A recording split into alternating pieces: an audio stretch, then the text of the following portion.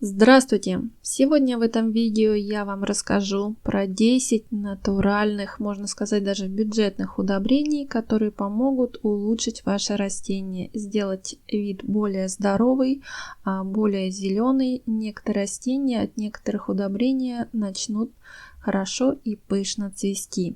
Если у вас желтеют листики, стали выглядеть вяло, как-то грустно, поникли, то обязательно подкормите их удобрениями. Итак, будет ровно 10 удобрений.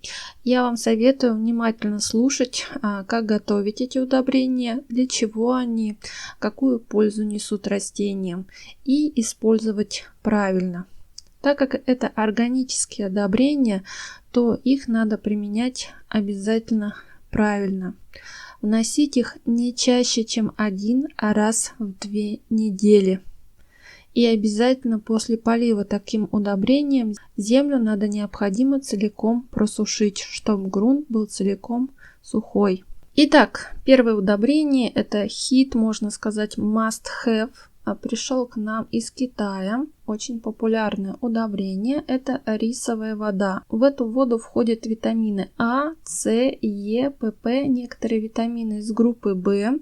Также содержится много аминокислот, феруловая и фитиновая кислота. Также есть калий, кремний, лецитин, полисахариды и другие элементы, которые благотворно влияют на рост самого растения. В общем, эта вода, можно сказать, оживляющая, лечебная. Ваши растения от нее прям похорошеют на глазах. Берете 200 грамм риса и заливаете водой. Вода должна быть обязательно отстаянная. На 200 грамм риса 1 литр воды. Лучше всего такую воду настаивать 1 сутки. Некоторые настаивают 5 дней. Но я считаю, я пробовала данный вариант на многих растениях, и достаточно отстаивать такую воду 1 день. Сливаете воду и поливаете растения.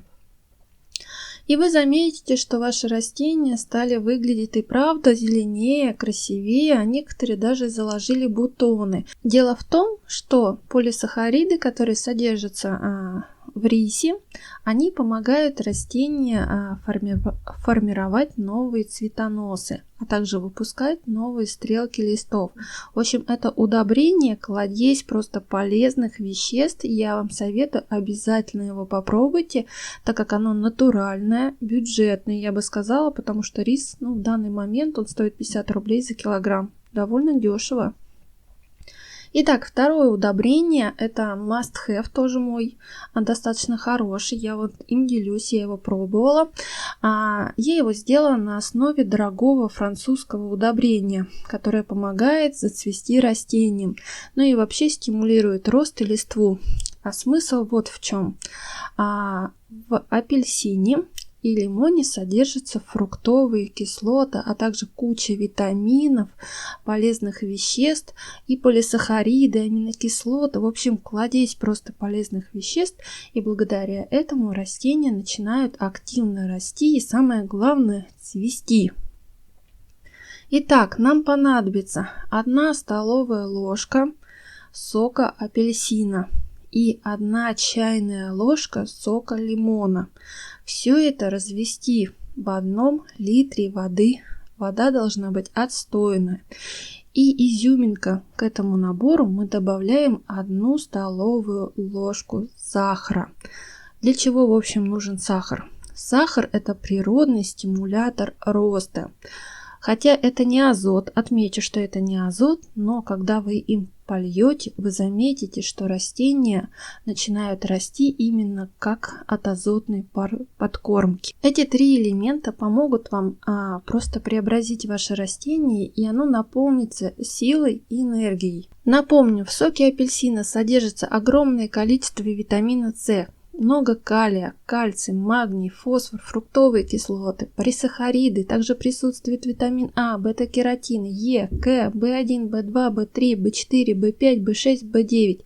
В соке лимона тоже содержится практически тоже такое же соотношение витаминов. В общем, это просто кладезь. Итак, третье удобрение. Это удобрение мне досталось по наследству от бабушки, а потом от моей мамы. И я расскажу, как правильно им пользоваться. Берете сырое яйцо, раскалываете и используете только вот скорлупу от свежего яйца. Яичко можете дать животным или себе омлетик сделать. А яйцо заливаем отстойной холодной водой.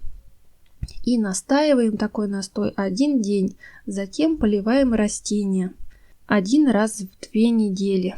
И вы заметите, как растения начнут активно расти и активно цвести. Многие до сих пор пользуются таким удобрением, потому что оно очень эффективное и помогает. Даже, знаете, я заметила, что мои кошки, когда я настаиваю данное удобрение, они пьют вот эту яичную воду. И у них шерсть после такой водички блестит и сияет. Да и они сами как-то выглядят здоровыми. Поэтому эта вода, в нем много полезных веществ, в том числе витаминов, которые содержатся в яйце. И они благотворно влияют на растения. Запаха после такой воды нет, так что не бойтесь пользоваться.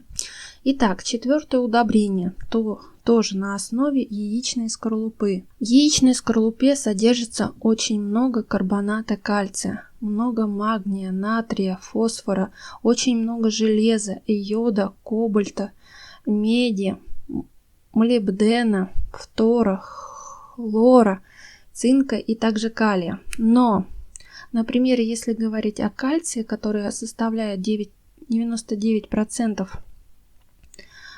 всей скорлупы, то она там, карбонат кальция, он не растворим в воде. Поэтому, чтобы карбонат кальция растворить в воде, нам надо его перевести в водорастворимую форму. Измельчаем скорлупу в порошок и берем 1 чайную ложечку скорлупы и заливаем 1 чайной ложечки уксуса 9% столового. Итак, для чего мы это делаем? Дело в том, что если карбонат кальция погасить уксусом, а уксус состоит из уксусной кислоты, то мы получим в итоге ацетат кальция, а он целиком растворим в воде.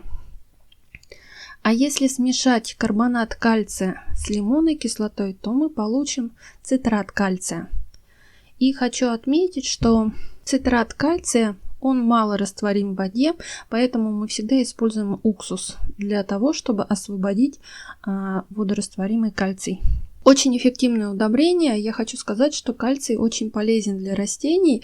В первую очередь он помогает усваиваться другим элементам и помогает наращивать корневую систему. Если кальций носить с магнием, то стимуляция корней происходит намного быстрее.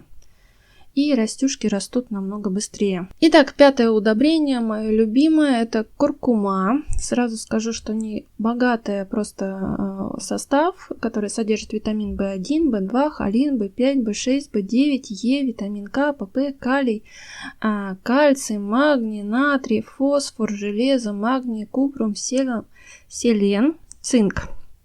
А еще это вещество помогает от разных грибковых заболеваний и различных болезней, а также стимулирует рост и цветение растений. В общем, это настолько такая полезная пряность, что я рекомендую вам не только поливать ей растения, но и самим пить. Есть такое напиток, называется золотое молоко.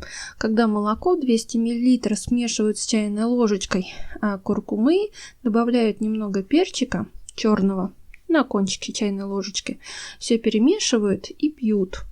Очень помогает справиться со многими болезнями и повышает иммунитет. В общем, растения подкормили, себя подкормили, и увидите, как растения станут намного лучше, зеленее и зацветут. А также эта подкормка отпугивает различных вредителей. И за счет этого растения чувствуют себя лучше, выглядят лучше. Но, как я уже говорила, органику не стоит вносить часто, не чаще 1 раза в 2 недели. Поливаем свои растения, а лучше, конечно, только поливать, не опрыскивать, потому что осадок именно желтого пигмента оседает на листьях, и это выглядит не очень, особенно на пеларгониях. 6-е удобрение, простое, я думаю, вы многие о нем знаете, это кожура от яблока. Именно кожура содержит много железа, кремния, калия, витамина С, немного магния и фосфора. Итак, вот эта вот подкормка, она помогает поднять иммунитет самого растения. Так как в яблоке содержится достаточно много кремния и железа, яблоко может помочь вам от хлороза. Если, например, у ваших растений желтеют листья, то именно железо и кремний, которые уже в водорастворимой форме, помогают растению избавиться вот от таких вот негативных последствий. За счет этого растения выглядит лучше, практически перестают желтеть, и некоторые даже начинают цвести. Так как в подкормке содержится и калий, и магний, и фосфор, это как раз благоприятно действует на цветение. Нам понадобится кожура одного яблока, заливаете кипятком, настаиваете сутки и поливаете ваше растение. Такую подкормку можно вносить 1 раз в 2 недели.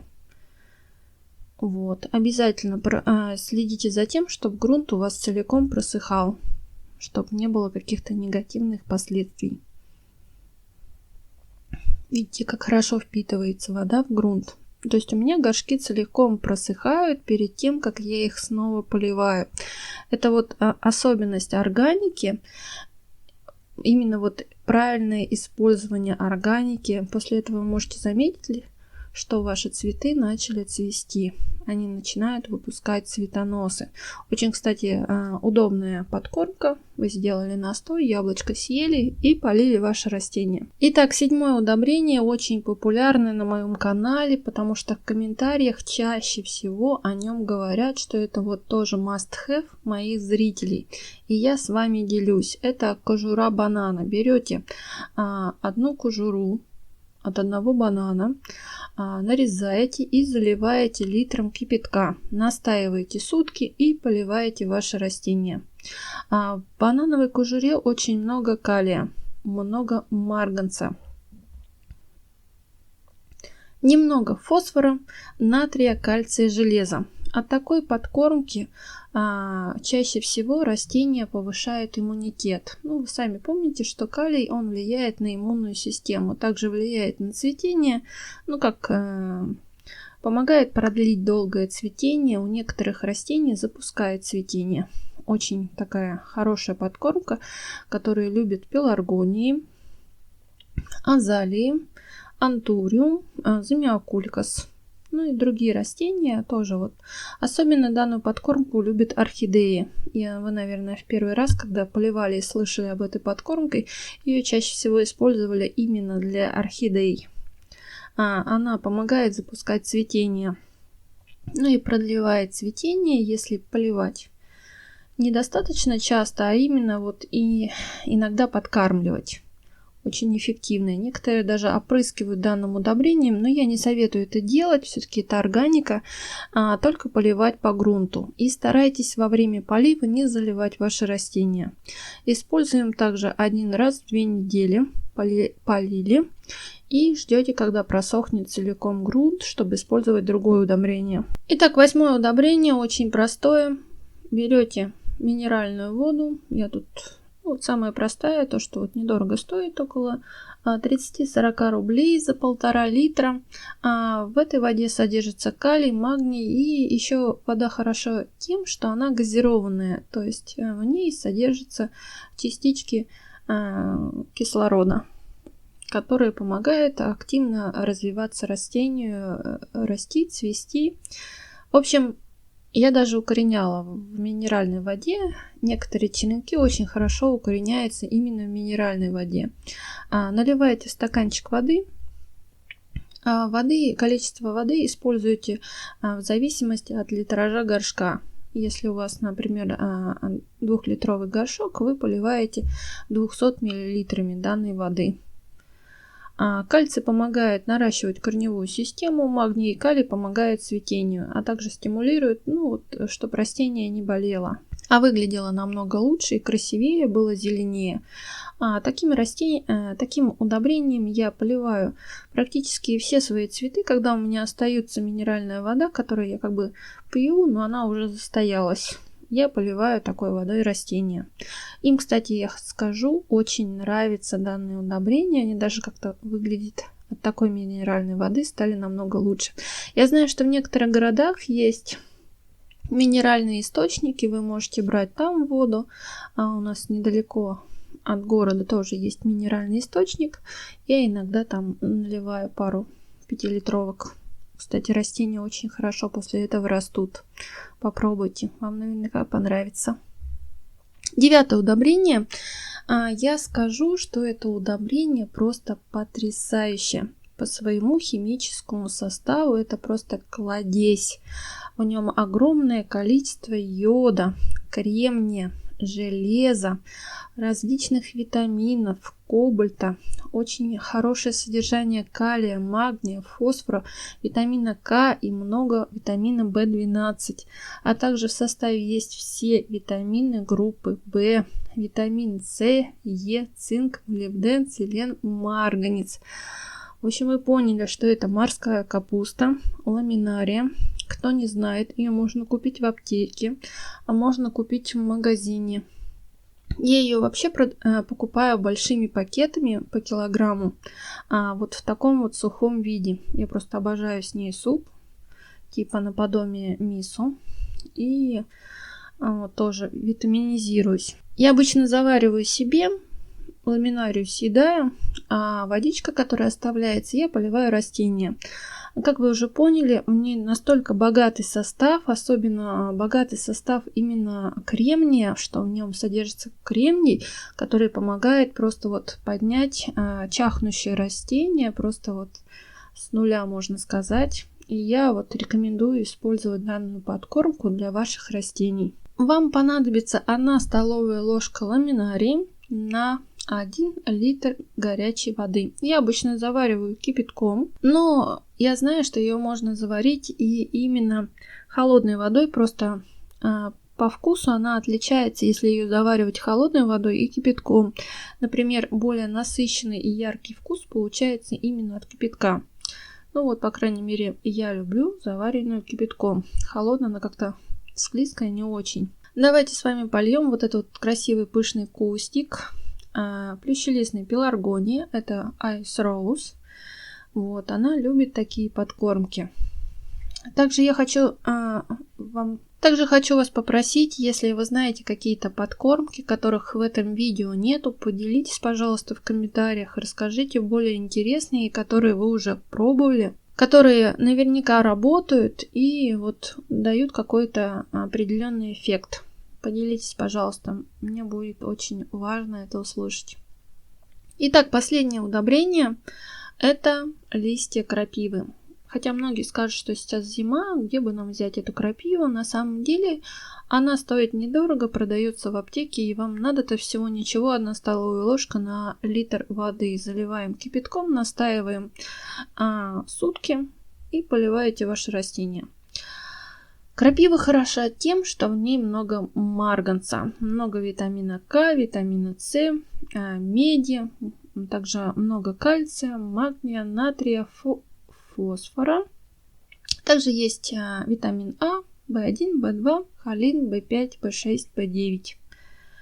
Даже немного витамина Е и ПП. В общем, такой богатый состав, который поможет подпитать ваши растения, и они будут выглядеть намного лучше, зеленее, красивее. Даже немного калия есть. В общем, благодаря этому удобрению, я его использую очень много лет. Я, например, крапиву на даче заготавливаю ведрами, и они у меня настаиваются сутки. И потом я разбавляю, поливаю все растения. Очень эффективное удобрение, после которого, например, томаты и перцы чувствуют себя намного лучше, у них листики перестают желтеть. И благодаря вот такому эффекту я поняла, что и для комнатных растений данная подкормка очень хороша и помогает, если растение как-то не очень выглядит. И, например, в зимний период растения часто желтят свои листья именно по одной причине, потому что дома жарко. Например, у меня в квартире сейчас на полках плюс 30, и многие сорта пеларгонии, они стрессуют. Вот, например, антуриум, это, кстати, мой любимый сорт. Посмотрите, благодаря подкормкам у него появились новые детки.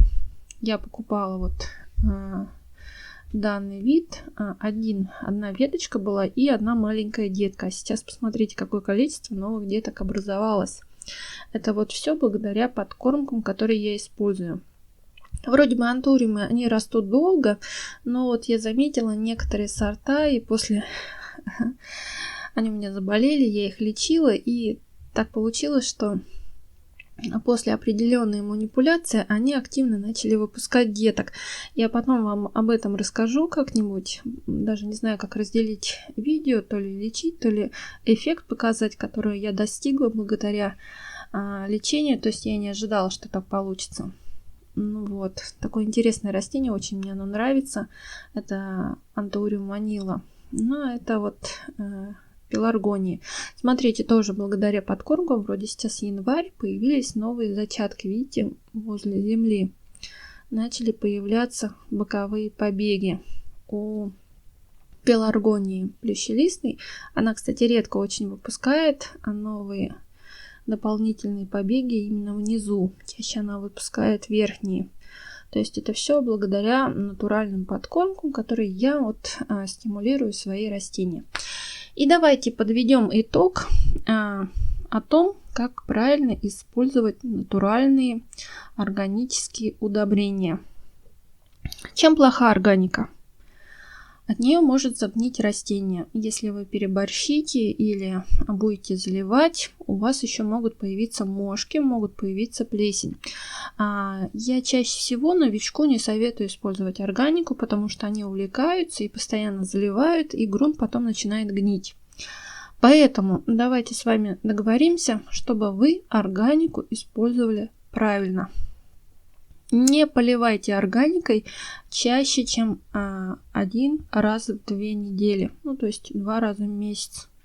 Соблюдайте интервал. Чем чаще вы будете лить органику,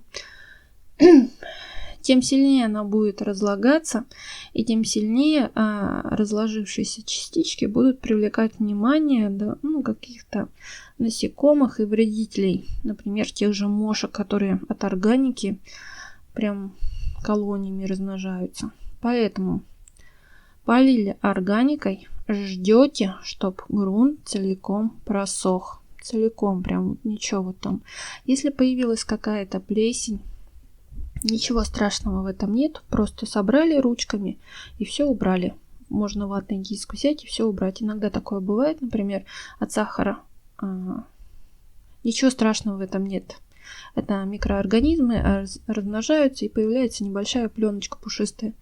Нормально. Вот, убрали, грунт высох и можете полить дальше. Лучше чередуйте с простой водой. Органические удобрения. Вот так вот цветет моя красотка сейчас. Если вам понравилось видео, поставьте лайк, подписывайтесь на мой канал. Всем пока-пока. Всегда с вами Елена. Если вы что-то не поняли или вам что-то интересно, спрашивайте в комментариях. Я стараюсь отвечать в течение нескольких дней. Пока-пока!